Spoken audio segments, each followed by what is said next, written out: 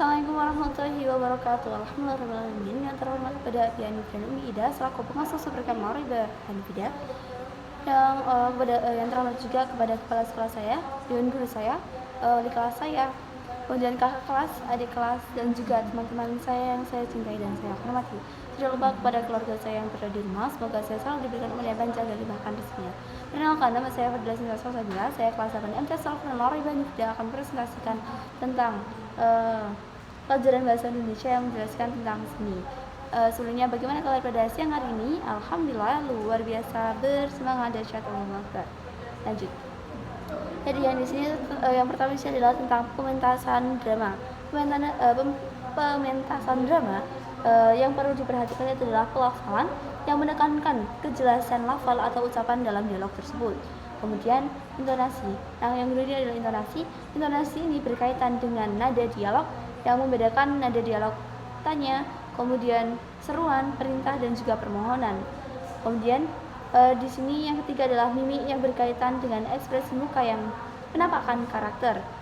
Kemudian yang keempat sini ada kinesik atau menekankan nada ulang yang berupa bisikan.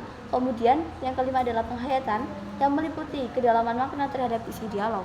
Kemudian yang sini yang kedua adalah menulis sebuah petunjuk.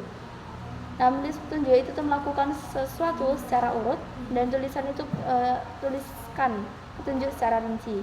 Kemudian mencantumkan hal yang harus dihindari menggunakan bahasa yang singkat dan juga menambahkan ilustrasi.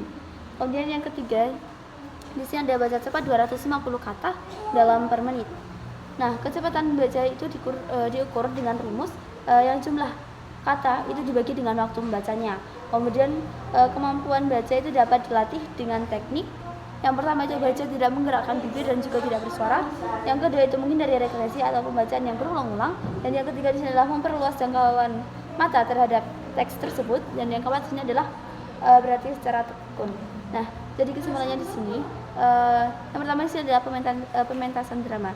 Yang perlu diperhatikan itu adalah pelafalan, kemudian intonasi, kemudian mimik, yang keempat itu kinesik, dan yang terakhir adalah penghayatan. Nah, kalau memang pelafalan itu adalah menekankan kejelasan dari lafal atau ucapan dalam dialog tersebut. Kemudian intonasi ini tuh pembedaan ada dialog tanya, kemudian seruan perintah dan juga permintaan. Nah, jadi nadanya itu kalau ngomong pertanyaan itu tuh harus berbeda nada. Kemudian kalau seruan atau nyuruh-nyuruh itu juga itu beda, kalau marah juga beda, terus perintah, terus itu permintaan minta tolongnya itu juga nada itu harus beda-beda. Jadi nggak boleh satu nada yang sama seperti itu.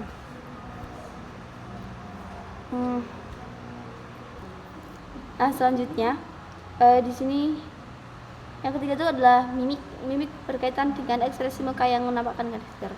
Jadi maksudnya itu kalian itu kalau misalnya mau lagi dialog, kalian itu harus menggunakan ekspresi yang berbeda. Nggak mungkin kalian tuh pakai ekspresi yang datar-datar terus seperti itu. Kemudian kinesik itu adalah menekankan pada dialog yang berupa bisikan. Jadi bisikan-bisikan untuk mengajak sesuatu, mungkin sesuatu yang positif ataupun ya pasti bisikan positif.